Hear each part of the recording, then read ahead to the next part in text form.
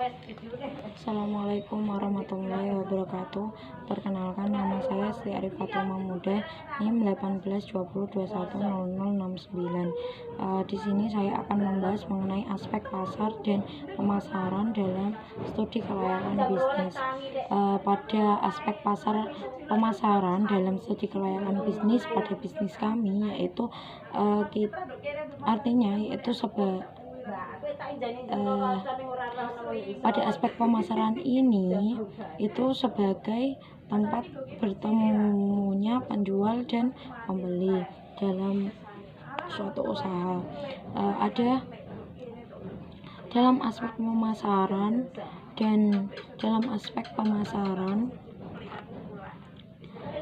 kami itu kita targetkan seorang pedagang grosir dengan berani memberi modal yang cukup besar. Lalu analisis strategi pelanggan atau konsumen, yaitu kita targetkan pelanggan kami yaitu pedagang grosir yang tadi sudah saya katakan, yaitu berani memberi modal yang cukup besar atau mempunyai modal yang cukup besar. Dengan modal itu kita berani mengambil beberapa pelanggan, yaitu sebagai pelanggan tetap, supaya kita lebih bisa bekerja sama dengan baik. Kami tidak membutuhkan pedagang yang banyak. Kita mungkin hanya membutuhkan 10 pedagang dengan alasan sebab mereka berani membeli barang perharinya itu 100 potong. Jadi kita lebih enak dalam pemasarannya, tidak perlu membutuhkan banyak pelanggan yang akhirnya nanti akan merugikan kita. Kalau ada pelanggan tetap kan lebih enak dalam pemasarannya, tidak perlu kita harus meminta untuk dia datang atau gimana, karena pelanggan tetap itu sebagai sahabat atau kerjasama, teman kerjasama dalam usaha kami. Selanjutnya yaitu ada strategi penentuan harga. Dalam strategi penentuan harga tersebut yaitu sangat penting dalam kegiatan marketing mix. Harga adalah sejumlah uang yang diserahkan untuk mendapatkan suatu barang atau jasa. Langkah-langkahnya yang harus ditempuh dalam penentuan harga tersebut yaitu yang pertama, menentukan tujuan penetapan harga.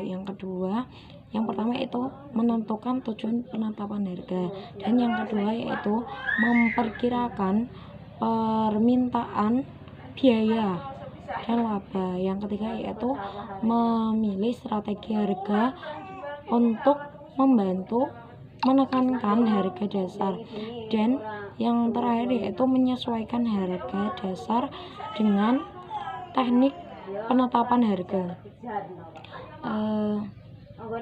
Selanjutnya yaitu ada strategi promosi. Strategi promosi ini diartikan sebagai proses pengenalan atas produk konsumen, khususnya produk baru. Proses ini dilakukan dengan beberapa cara dalam usaha peningkatan penjualan. Promosi ini kami lakukan melalui dari mulut ke mulut dan media sosial yang sudah ada. Selanjutnya yaitu ada penjualan personal. Dengan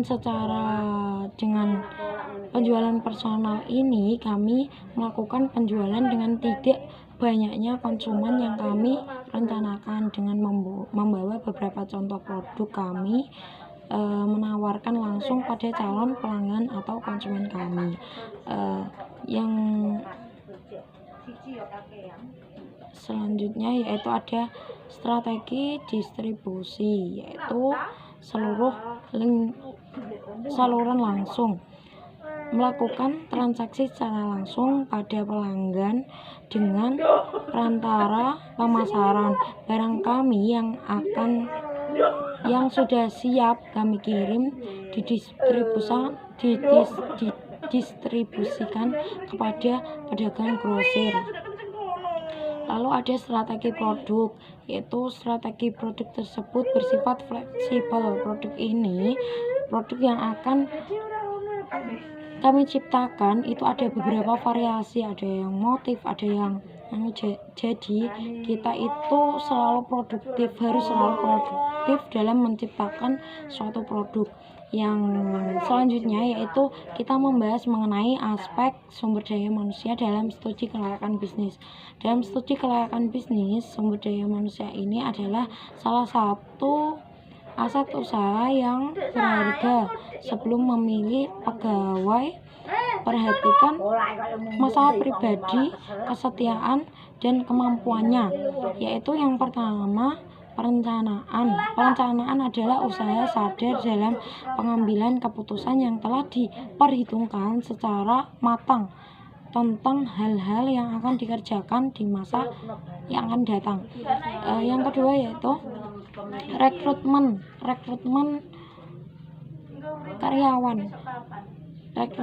karyawan ini dalam konveksi kami yaitu rekrutmen adalah suatu proses penemuan tenaga kerja yang tepat dari sekian banyaknya karyawan yang mendaftar. Jadi ada pemilihan atau ada pengambilan karyawan yang memang benar-benar memenuhi syarat dan yang dibutuhkan oleh perusahaan kami. Yang ketiga ada orientasi pelatihan atau pengembangan. Pelatihan ini merupakan proses pembelajaran yang melibatkan perolehan keahlian, konsep, peraturan, atau sikap untuk meningkatkan kinerja seorang pekerja. Yang keempat yaitu kompensasi. Kompensasi adalah pemberian balas jasa atau pemberian upah kepada seorang karyawan sebagai imbalan jasa yang diberikannya kepada perusahaan kami atau kepada usaha kami.